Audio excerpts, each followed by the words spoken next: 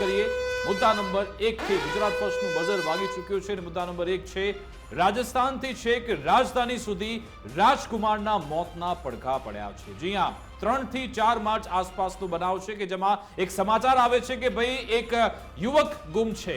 જાટ પરિવારનો આ જે યુવક છે જેનું નામ છે રાજકુમાર, તે ગુમ થઈ ગયો છે, બધી વિગતો આવે છે અને પછી તેમાં અચાનક ગણેશ ગોંડલનું નામ આવે છે। એના કારણે જ આખો કેસ હાઈ પ્રોફાઇલ થઈ જાય છે અને દાવો એ થાય છે કે ગણેશ ગોંડલ, જયરાજસિંહના જે લોકો છે તેમના પરિવારના લોકો છે એમાં સંડોવાયેલા છે અને જે આ મૃતક છે રાજકુમાર, તેમના પિતા રતનલાલજી એ આક્ષેપ કરે છે કે મારા દીકરાની હત્યા કરી નાખવામાં આવી છે। જો કે પહેલા દિવસથી જ પોલીસ એ દાવો કરે છે કે આ કોઈ હત્યા નથી, કોઈ હત્યાનો એંગલ નથી, આમાં અકસ્માતે મોત થયું છે અને પોલીસે આ અત્યાર સુધીની તપાસમાં એ સાબિત પણ કર્યું। પહેલા સીસીટીવી પોલીસે જાહેર કર્યા, ફોરેન્સિક રિપોર્ટ જાહેર કર્યો અને અંતે જે બસથી અકસ્માત થયો છે એ પણ પોલીસે જાહેર કર્યું અને ડ્રાઈવર પણ પોલીસ લઈ આવી। જો કે હવે બીજો જે પક્ષ છે જાટ સમાજ છે જોરદાર આક્રોશિત છે। પહેલા તો રાજસ્થાનમાં ભીલવાડામાં કલેક્ટર કચેરીની બહાર જોરદાર વિરોધ દર્શાવવામાં આવ્યો।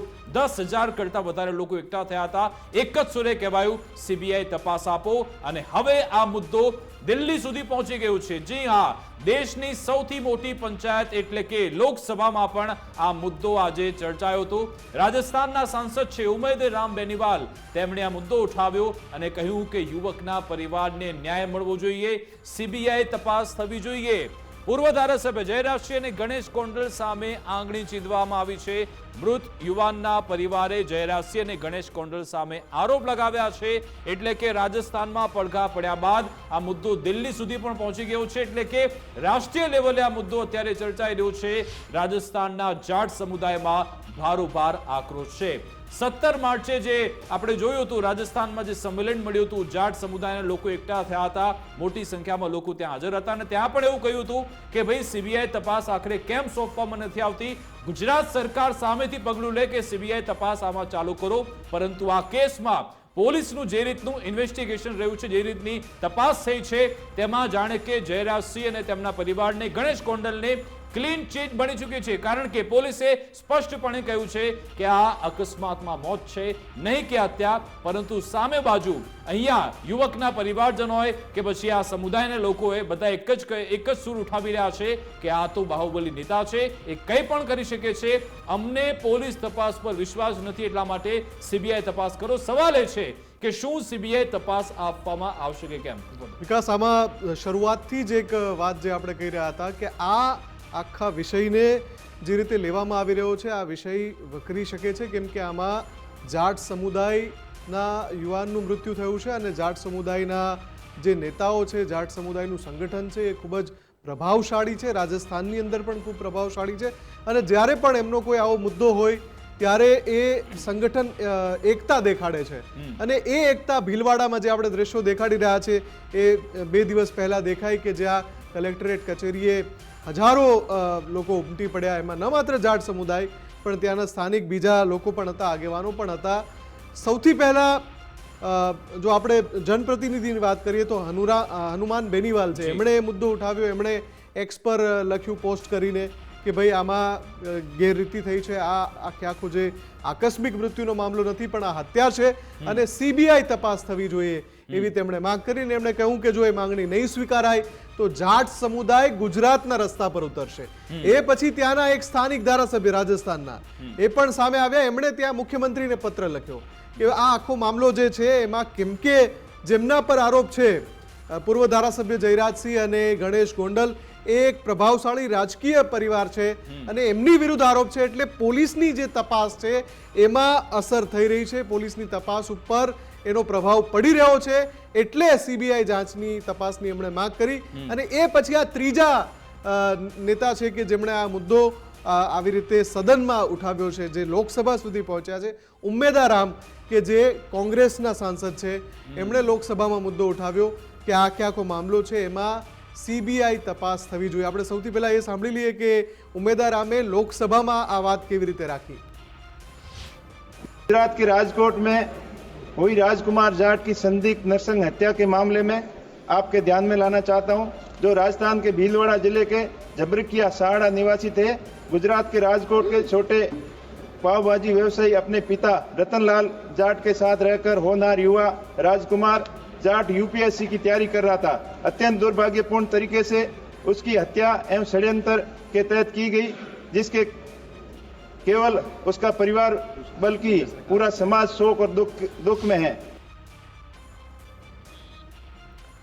તો જે રીતે સાંસદ ઉમ્મેદા રામે આ મુદ્દો ઉઠાવ્યો છે, એટલે કે લોકસભા સુધી ગોંડલથી આ મુદ્દાના પડઘા છે લોકસભા સુધી પડ્યા છે અને લોકસભામાં જે માંગણી રાખવામાં આવી છે, એટલે કે બની શકે કે હવે આ આખા મામલામાં તપાસનો જે દોર છે એમાં કોઈ પરિવર્તનના સંકેત દેખાઈ શકે છે, અથવા તો જે માંગણી થઈ રહી છે, કેમ કે જ્યારે આવેદનપત્ર આપવામાં આવ્યું ત્યારે પણ કહ્યું હતું કે જો જલ્દીમાં જલ્દી તપાસ નહીં સોંપવામાં આવે તો એમણે અલ્ટિમેટમમાં એવું પણ કહ્યું હતું કે જાટ સમુદાયના લોકો ગુજરાત આવશે અને ગુજરાતમાં પ્રદર્શન કરશે, એટલે હવે પછીનું પગલું એમનું એ પણ હોઈ શકે છે।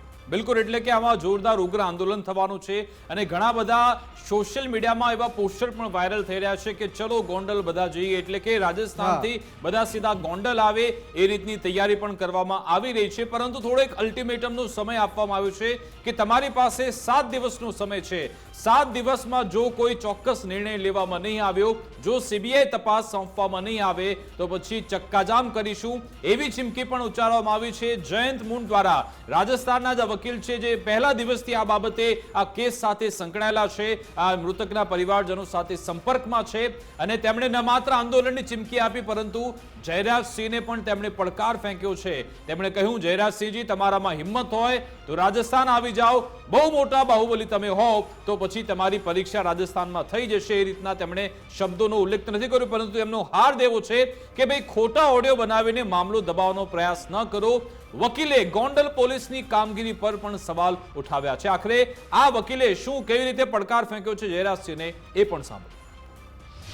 कलेक्टर सभा में मेरे वक्तव्य को गोंडल के पूर्व महाराजा भगवत सिंह जी, ज्योतेंद्र सिंह जी, हिमांशु सिंह जी से जोड़ के गलत तरीके से फैलाया जा रहा है, जबकि मैंने गोंडल के कथित राजा बनकर बैठा बाहुबली जयराज जडेजा और उनके बेटे गणेश जडेजा को लेके ये कहा था कि वो इतने ही बाहुबली हैं तो हमारे आमने सामने आके लड़ ले, क्यों गरीब के बच्चे को सताया, क्यों गरीब के बच्चे को निर्मम तरीके से मारा। गोंडल में राजा भगवत सिंह जी तो गुजरात के वो पहले राजा थे जिनको गरीबों का डॉक्टर महाराजा कहा गया, गरीबों के लिए दिन रात सेवाएं करते थे। जब बाहर से पढ़ के डॉक्टर बन के लौटे तो उन्होंने राज्य के प्रशासन में बहुत से सुधार किए। हमारी आज भी मांग है कि सीबीआई की इस मामले में जांच हो और उस तथाकथित बाहुबली जयराज जडेजा को तो आज भी चुनौती है कि परिवार को न्याय दिलाने के लिए हम हर मोर्चे पे लड़ेंगे, सदन से लेके सड़क तक लड़ेंगे। जब भी आर पार की लड़ाई का तुम्हारा मानस हो, तेरा टाइम रख देना, तुम्हारी जगह रख देना, सारी चीजें तुम्हारी रख देना, हम लोग तैयार खड़े आमना सामना करने के लिए। એટલે વિકાસ આ જે જયંત મૂળ છે જે વકીલ છે એ પોતે આમ તો એક નેતાની ભાષા બોલી રહ્યા છે, વકીલને બદલે જે રીતે પડકાર ફેંકી રહ્યા છે। પડકાર જનરલી જે આવી રીતે વકીલ હોય અથવા તો વકીલાત કરતા હોય આ રીતે કોઈ નેતાને આવી રીતે પડકાર ફેંકે એવું ભાગ્યે જોવા મળતું હોય છે, પણ ટૂંકમાં એ જે આક્રોશ છે એ એમની ભાષામાં પણ ક્યાંક ને ક્યાંક સ્થાપિત થઈ રહ્યો છે કે કેટલો આક્રોશ છે આ સમગ્ર જાટ સમુદાયમાં। હવે જોવાનું એ રહેશે કે આમાં થાય છે શું આગળ, કેમ કે અને આમાં જે તમે એમનું નિવેદન સાંભળ્યું એમણે કહ્યું કે આર પારની લડાઈ લડવા હું તૈયાર છું, અને એ જે દ્રશ્યો આવે છે, નિવેદન આવે છે, એનાથી લાગી રહ્યું છે કે આ મુદ્દો જોરદાર સળગતો છે, પરંતુ એની સામે સૂત્રો તરફથી જાણકારી એ મળી છે, અમારા સ્થાનિક સૂત્રો એ જણાવી રહ્યા છે કે આ કેસમાં સમાધાન તરફ વાત આગળ ચાલી રહી છે। મુફદ્દલ કેટલાક એવા સૂત્રો એવું કહી રહ્યા છે કે આમાં આ મામલો શાંત પડી જાય, બધું શાંતિ રીતે પતી જાય એવા સમાધાનના પ્રયત્નો થઈ રહ્યા છે, માટેની પૂરતી તૈયારી રાજસ્થાનથી ગોંડલ સુધી ચાલી રહી છે। વિકાસ, ગુજરાત ફર્સ્ટ હંમેશા જે સમાચાર આપે છે એની ચકાસણી કરે છે અને હંમેશા ગુજરાત ફર્સ્ટ પર દર્શકો ભરોસો કરે છે। ગુજરાત ફર્સ્ટ જે સમાચાર આપે એ હંમેશા એવા સમાચાર હોય છે કે જે સાચા ઠરે છે, એમાં ક્યારેય કોઈ મિનમેક નથી હોતો। હવે અત્યારે આ જે સમાચાર છે અમે એટલે જ લખીને નથી દર્શાવી રહ્યા તમને, આવી વાત આવી છે, એની સત્તાવાર પુષ્ટિ થવાની બાકી છે। જ્યારે પુષ્ટિ થશે ત્યારે આ જ પ્લેટફોર્મ પરથી અમે એ સમાચાર પ્રસારિત કરીશું, પણ એવી વાત આવી રહી છે કે સમાધાનના પણ પ્રયાસો થઈ રહ્યા છે અને સમાધાન તરફ પણ વાત આગળ વધી રહી છે, પણ જોવાનું એ રહે છે કે આ બે કોન્ટ્રાડિક્ટરી સિચ્યુએશનમાંથી સાચી સિચ્યુએશન કઈ છે। બિલકુલ।